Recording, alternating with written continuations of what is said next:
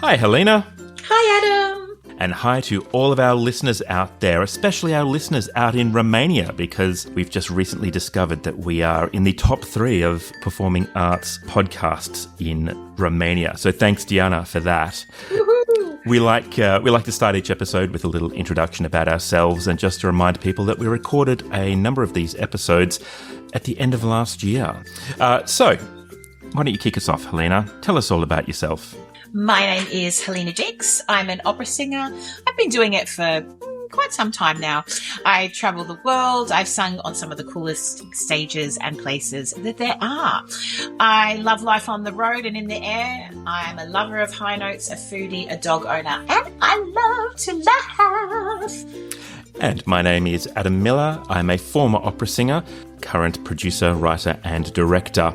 Helena, you and I have had the great pleasure of working together over the years as singers and as a producer and singer.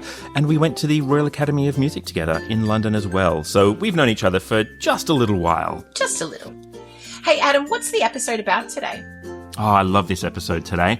Today, we chat about masterclasses, coaching, and lifelong learning. And also, one of my favourite little moments, we share some of the terrible alternate names that we had for this podcast. So if any of that sounds interesting to our audience, listen on.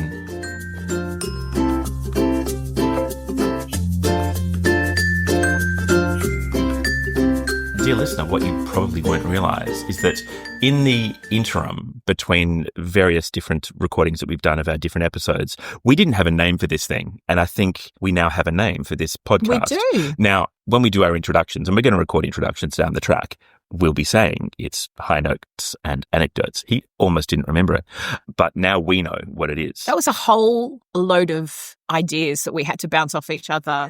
Many options for the what list. It was called. Do you want to hear what the list? Let's go through. I don't want to hear the whole list. Oh, but see, people are gonna have opinions.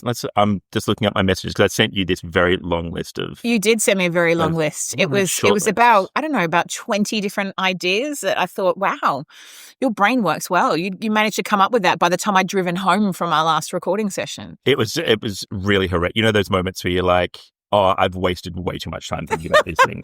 It's a good list. So we had Opera Unplugged, The Artful Aria, Behind the Curtain, High Notes and Anecdotes, which is what we ended up with, Opera Off Stage, The Arts Meander, which I kind of dug that. That's just a little... No, that was a bit nerdy for me. Yeah, no, fair enough.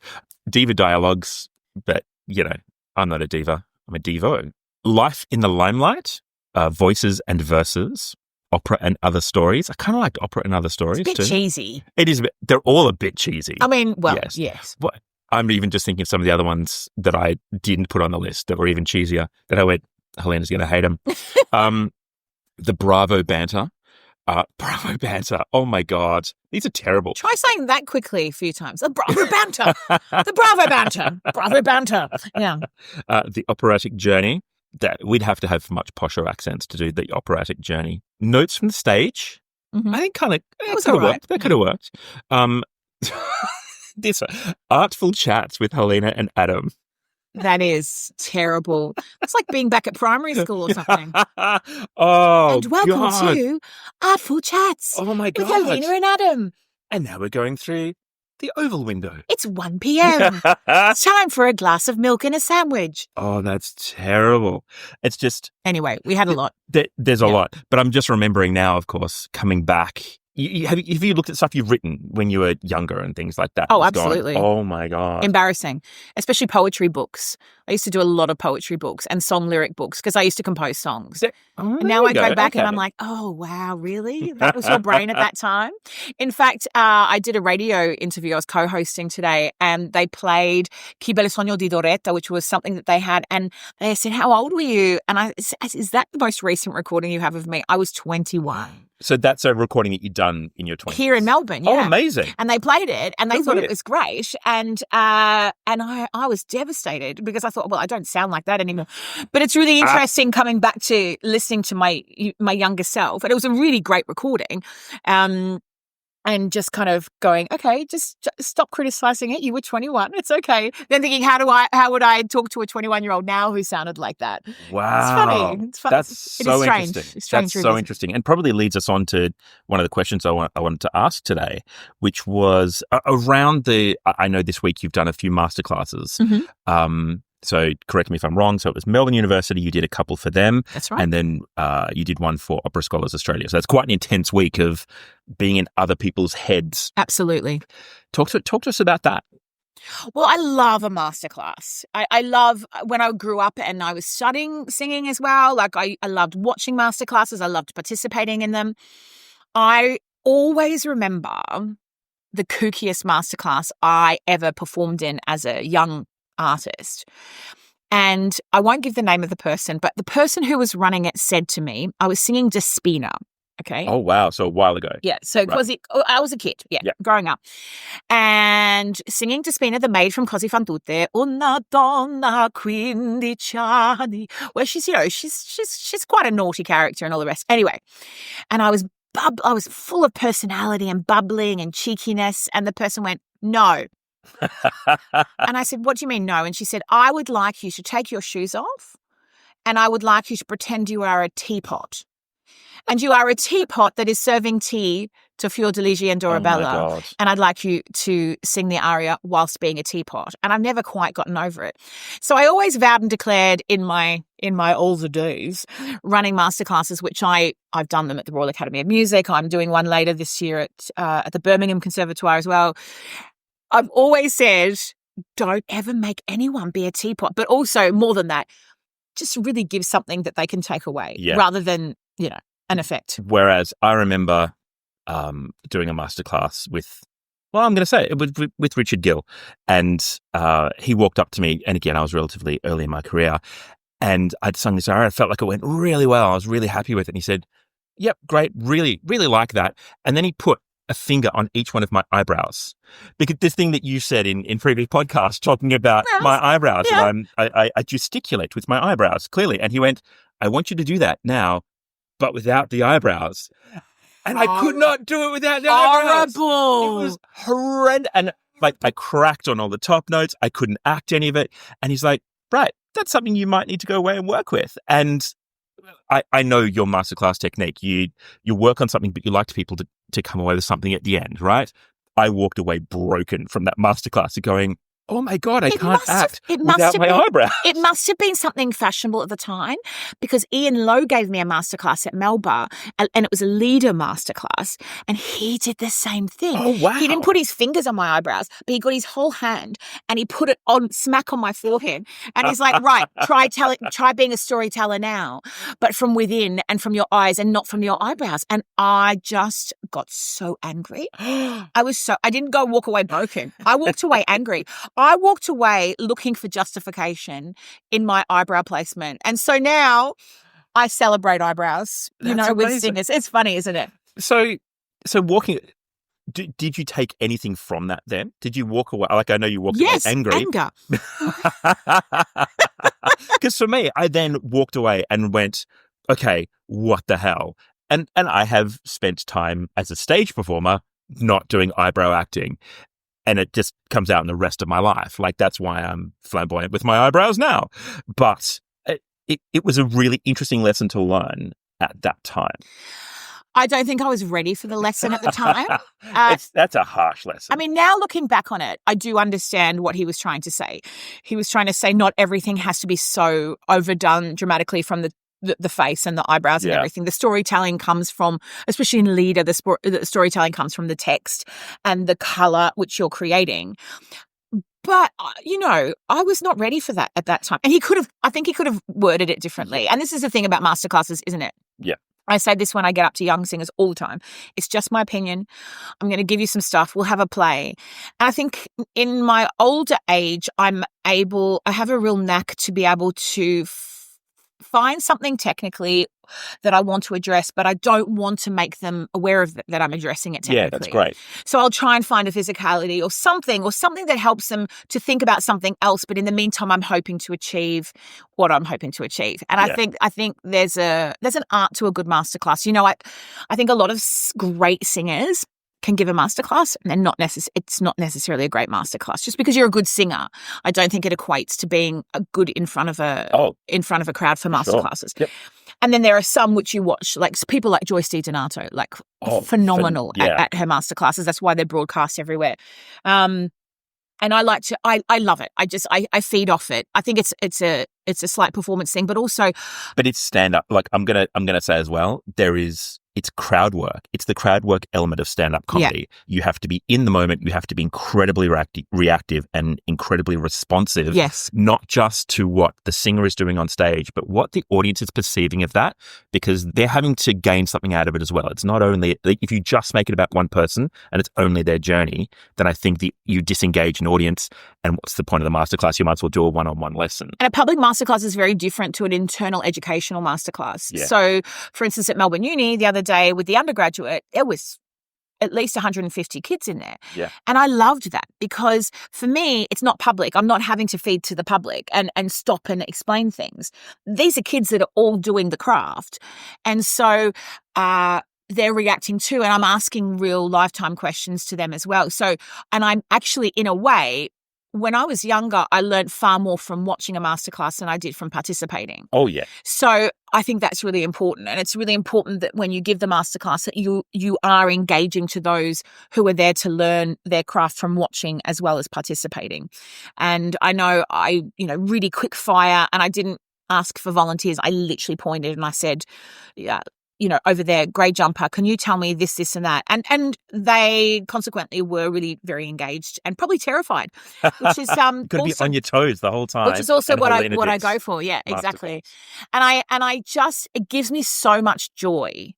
Honestly, it really gives me so much joy to see the pleasure and passion in a young singer where you can get through to them in the course of 25 minutes. And it doesn't have to be major, but just something, and they go, oh my goodness. I did one the other day and the girl got really emotional and she said, you've just literally changed my life forever. And I thought, wow, that's a huge responsibility, but how wonderful is that? That's so good. And I think she meant positively. Either that or she's gone off to a therapist afterwards. But oh my God, that reminded me of a masterclass that I attended in the audience. And again, I'll name no names because it wasn't a positive masterclass, but the person giving the masterclass commented on the way that the performer walked. And the note was, don't walk like that. There were probably 300 people in the audience. To have this person walk onto stage, get the note, don't walk like that. And he was clearly young and didn't know how to follow that up. And so then she said, no, go off and come on. You watch someone in real time forget how to walk, and his arms couldn't move properly. And you just how do you think that's going to be better? This is it. It's That's not exactly going to be right. better. There was nothing constructive in that moment. You could have said, let's try a character choice for a walk. And I want to see what you walk like if you're such and such and such. Yeah. But no. It was entirely I just don't like the way you walk. Yeah. Do it again. That was it. Okay. Yeah. I have to say, I saw him in subsequent performances and I still don't think he quite walked properly after that. I'm like, has he really taken away? Has he really gone off and got a walking coach in order to not look foolish when he walks on the stage? Wow, that's intense. A walking coach. That's what we need. And not helpful. No. And I know you come to masterclasses with that attitude of it has to be constructive and you have to be able to take something away from it. But I think about those terrible, terrible times.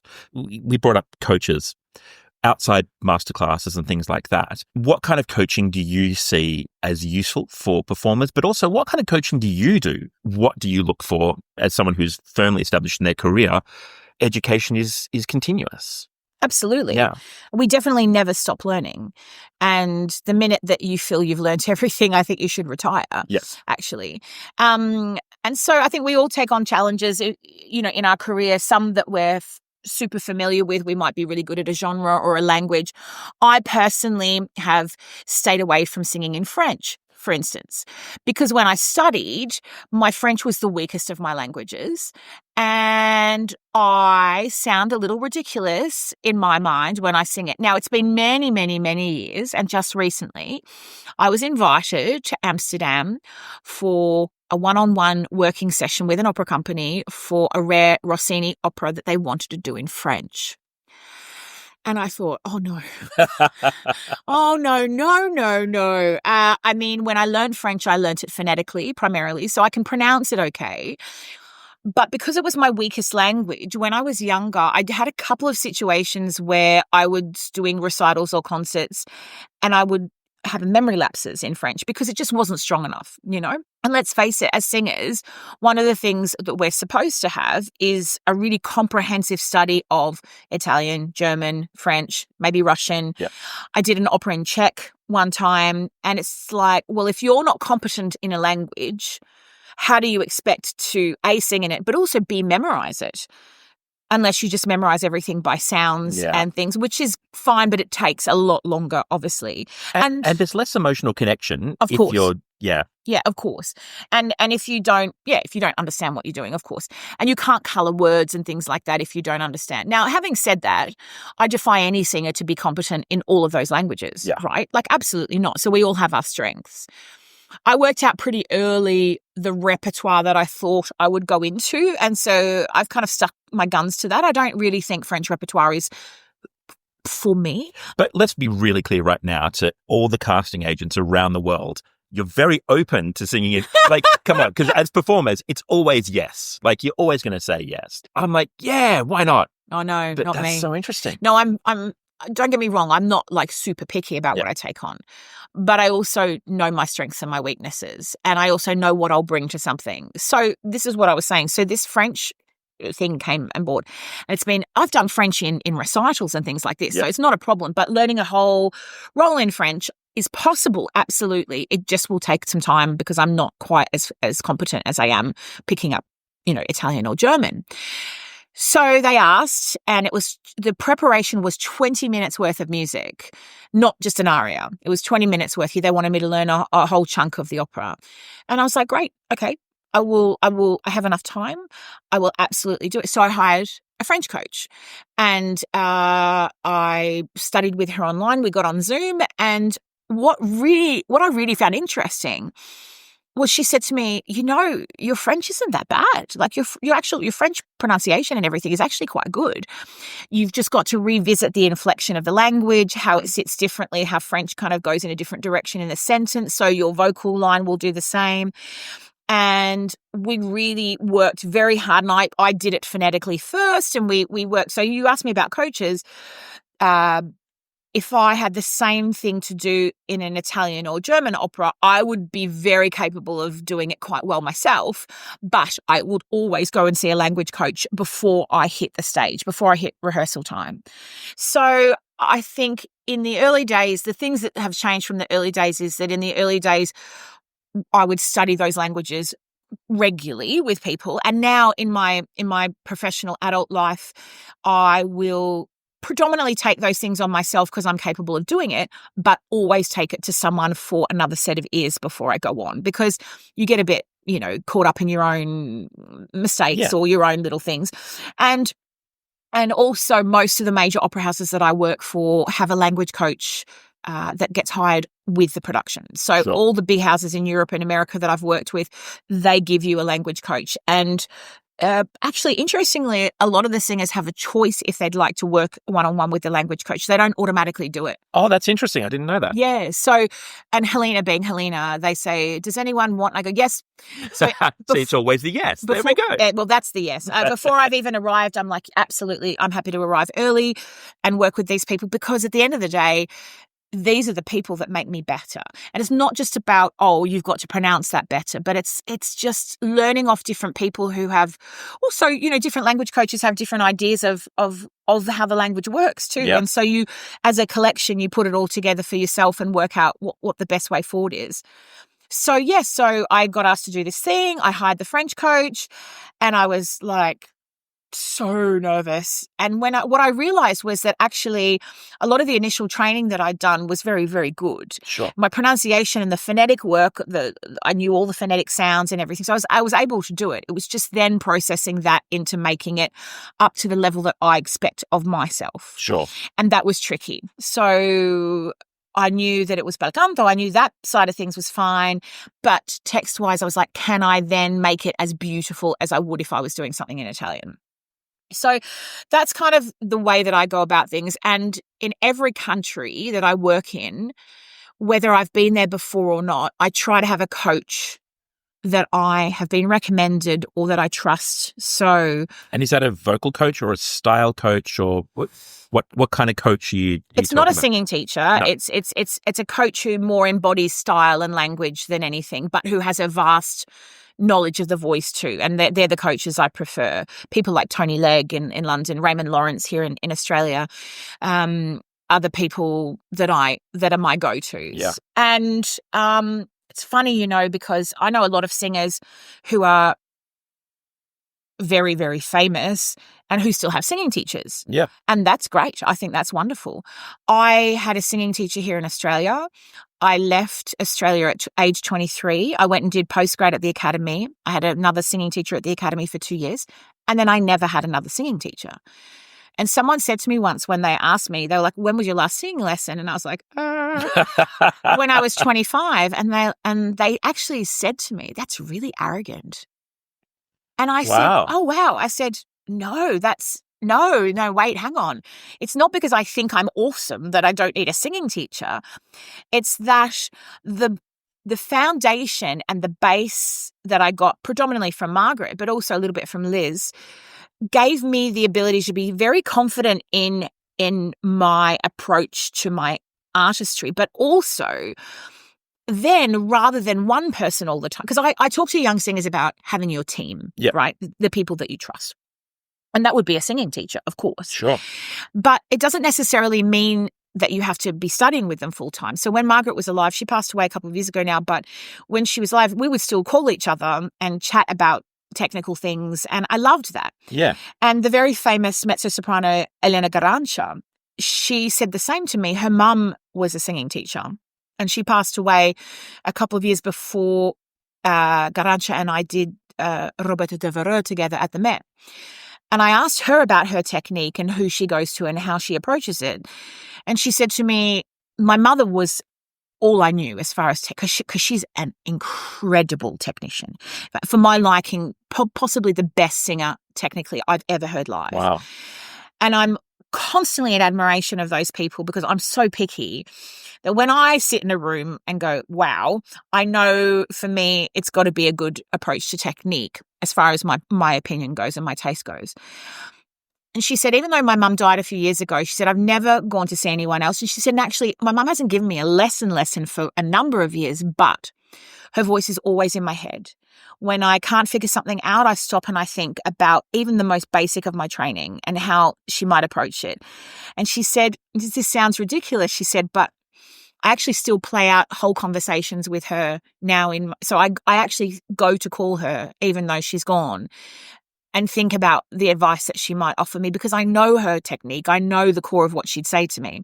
I thought that was really something really beautiful in that. Yeah, amazing. And what I said to my colleague was, I'm not arrogant enough to feel that I don't improve because I sit down every day at the piano to try and improve.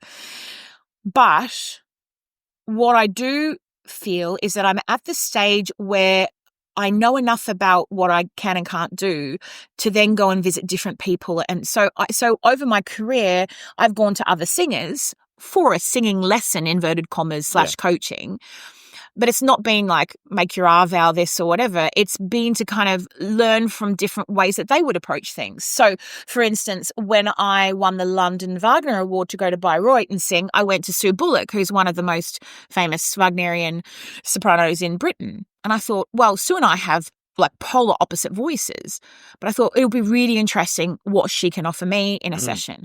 So I'd go and I'd, sing for her. And it wasn't until a couple of years ago when I was in New York that there was a technical issue that I stumbled across that I wasn't happy with in my voice.